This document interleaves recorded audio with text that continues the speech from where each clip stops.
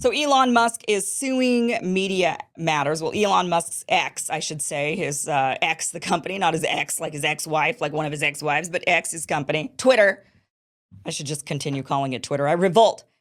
Well, his company is suing Media Matters. The Texas Attorney General is investigating Media Matters, and Rumble CEO Chris Pavlovski has called for a congressional investigation into Media Matters. So first of all, what is Media Matters? So Media Matters, according to their website, they say that they are Media Matters for America is their full name.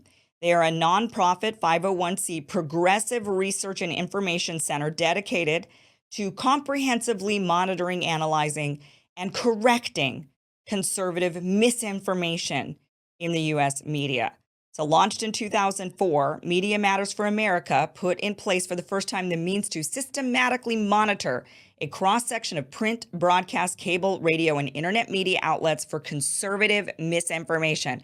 So they're a conservative misinformation watchdog group that was founded by hyper-liberal political operative David Brock. So what they do is they're going around and they're looking for conservative misinformation, and then they do smear jobs on their website. They publish these comprehensive, what they call comprehensive research pieces, and they essentially smear anyone who they deem to be in conservative media. And many of us have been hit by Media Matters. Rumble's been hit. This show has been hit. Elon, clearly Twitter. Anybody that they deem to be spreading conservative misinformation, even though I'm not a conservative, they do hit pieces on. So this is the piece that last week Media Matters published. So you can see this is the piece here. As Musk endorses anti-Semitic conspiracy theory, X has been placing ads for Apple, Bravo, IBM, Oracle, and Xfinity next to pro-Nazi content. So what they claim is that they were on Twitter or X and they were scrolling around and they saw anti-Semitic posts, and next to those posts were ads by companies who do not want their ads next to anti-Semitic posts. Here's a couple of the examples that they put in this article. So they put, you could see these, so you could see the Xfinity ad there being run next to a post that they consider to be anti-Semitic. This person was talking about the Third Reich and going on about Nazis. And then right below it, you see this Xfinity ad.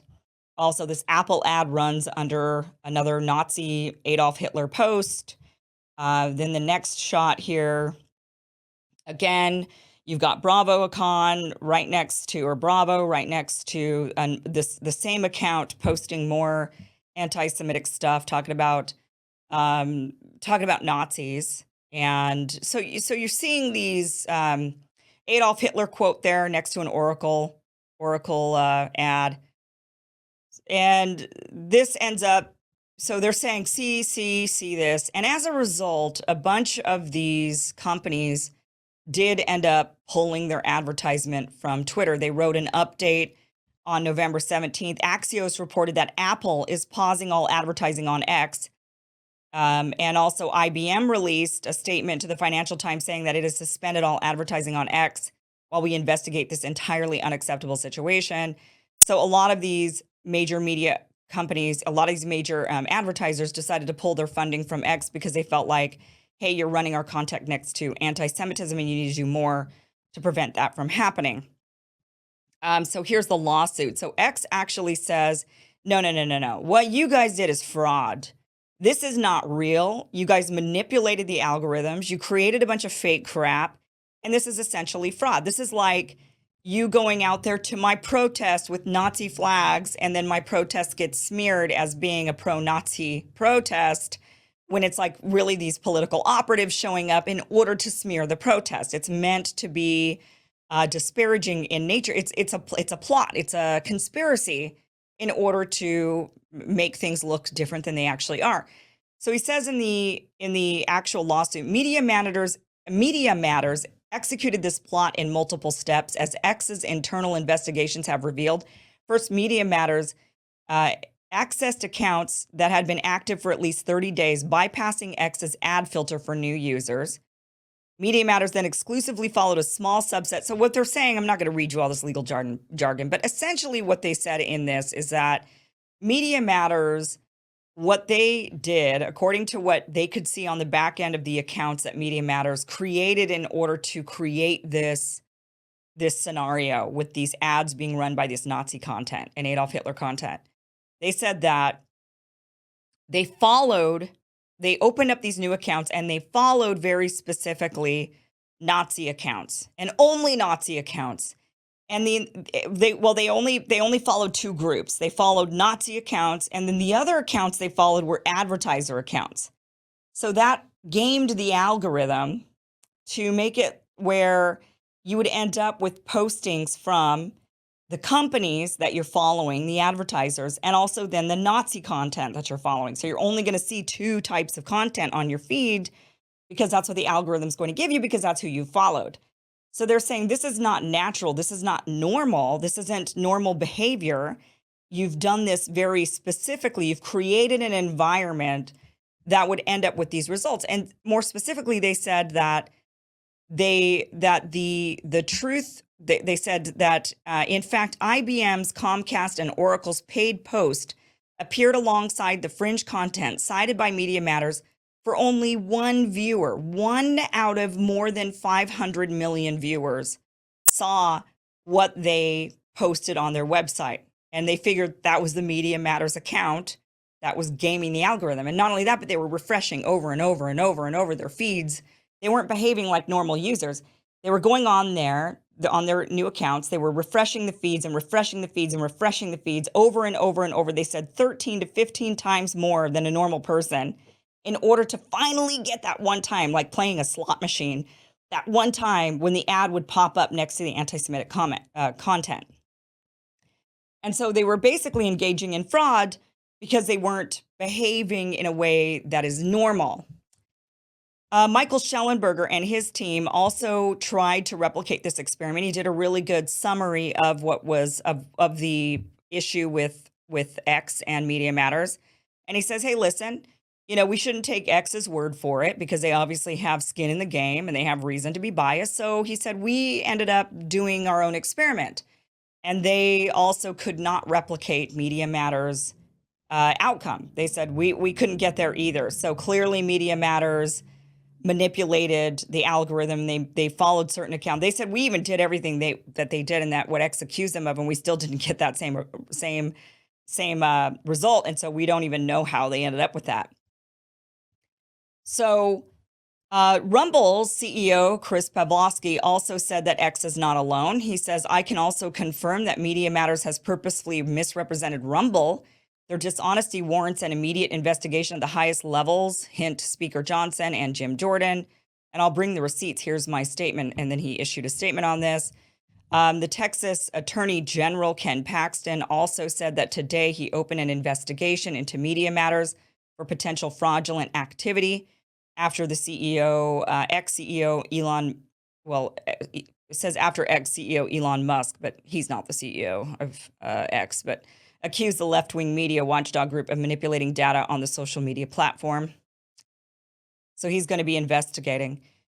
Now, here's the thing. It's unclear how far this lawsuit is actually going to go. A lot of people are saying this could be the biggest win for free speech, but it also could be an attack on free speech because Media Matters is an organization that is allowed free speech, whether we like their free speech or not. And so it's a fine line between slander, libel, and freedom of speech, right? So if they are knowingly slandering and actually photoshopping results, and those results are not real, and it's all a lie, and it's a lie with the intent to harm and to cost the company money, which it did, then there could be a case there of actual slander or libel, fraud. However, if they were able to actually get to those results, even if they gamed the system, but they were able to get there, I'm not sure that their speech can be hindered. They should have been more apparent and they should have been more transparent, I should say. They should be more transparent about how they got to those results. They should be honest in their reporting. But I don't know if dishonest reporting should be criminalized or penalized in some way. Because who gets to decide what is dishonest reporting? Who gets to decide what is misinformation? And so when it comes to this particular case, as much as I would love to side with Elon Musk and the CEO of Rumble and the Texas Attorney General and against Media Matters, who is absolutely just a terrible organization, in my opinion, who does everything they can to smear people.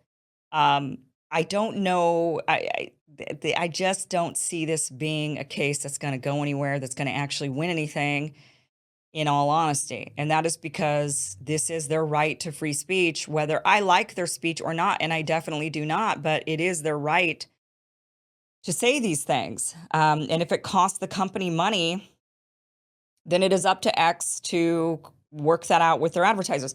What could be done, what should be done is more speech. And that more speech is to showcase that Media Matters is just a shady organization that spreads misinformation of their own, that they claim to be fighting misinformation, and really they're the biggest purveyors they're one of the biggest purveyors of misinformation. So that is really the right tactic, is to instead expose them for the frauds that they are. And then hopefully these major companies will stop paying attention to them. Same thing with the ADL, expose them for the lies of making we're getting a 200% increase in anti-Semitism. And they forget to tell you that, well, a 200% increase from, 2 people complaining. And so, now it's up to, 4 or 6 people or whatever in a week or in 2 weeks. That needs to be exposed. The truth could be exposed, and the truth then exonerates Elon Musk, exonerates X, exonerates Rumble, all of that. But this is not, unless they can link government intrusion. So unless the government was behind Media Matters and telling them, hey, go after Rumble, or hey, go after X, then Media Matters is a private organization and they're allowed to report, even if their reporting is misleading, even if their reporting is misinformation, because who gets to decide what misinformation is? And I absolutely do not want to criminalize misinformation because of that reason, because somebody may determine something I'm saying right now is misinformation and then say that's illegal, you're not allowed to say that, or you're going to be brought to a court of law. Now, X did suffer damages. They could probably sue Media Matters. Maybe there could be some sort of lawsuit there for costing money. I'm unclear on what exactly sort of recourse they can get for these other companies pulling out their advertising, because ultimately the companies can decide where they want to put their advertising dollars. It's up to their own. They can make those decisions on a whim. And whether it be Media Matters that sways them or something else that sways them, it is completely up to those companies. Media Matters doesn't have any power over those companies or their purses. So it's really, really tricky. It's a tricky case. Like I said, as much as I would love to get behind it, I think this could lead to a precedent that is scary. I don't like supporting any sort of criminalization of misinformation or calling something misinformation. And this one is just a little bit flimsy. That's my view on it. I would love to hear from you. You can email me your thoughts on that, Kim@KimIversen.com. I would love to hear from you. I do want to share this, however, with you. This is also coming from X, in order to, Elon Musk actually put this out here, this tweet about donating revenue. X Corp will be donating all revenue from advertising and subscriptions associated with the war in Gaza to hospitals in Israel and the Red Cross/Red Crescent in Gaza. So they're going to be donating all that revenue to help out the people in those hospitals. I would imagine most of it going to the Red Cross and Red Crescent in Gaza, because they obviously have a lot more people to treat. But that is what X is going to be doing with some of that ad revenue. And a lot of people have been criticizing the ad revenue, saying, oh, you're making money off of war. It's like, welcome to America. Doesn't everybody make money? Isn't that why we have so many wars? Because there's so much money being made from war, the military-industrial complex. The war machine is big money. And where's the criticism of that? Instead, they go after a platform where people are talking about war, and they're saying, how dare you make money off of talking about war? Well, go after the bastards who are making money on the actual war, and stop screaming about people talking about war, as they should be talking about, rather than just letting these other guys just run off rogue and doing whatever the hell they want all around the world, killing people, using our tax dollars for that. Go after the people who actually are perpetuating it. But here's Elon Musk donating that money.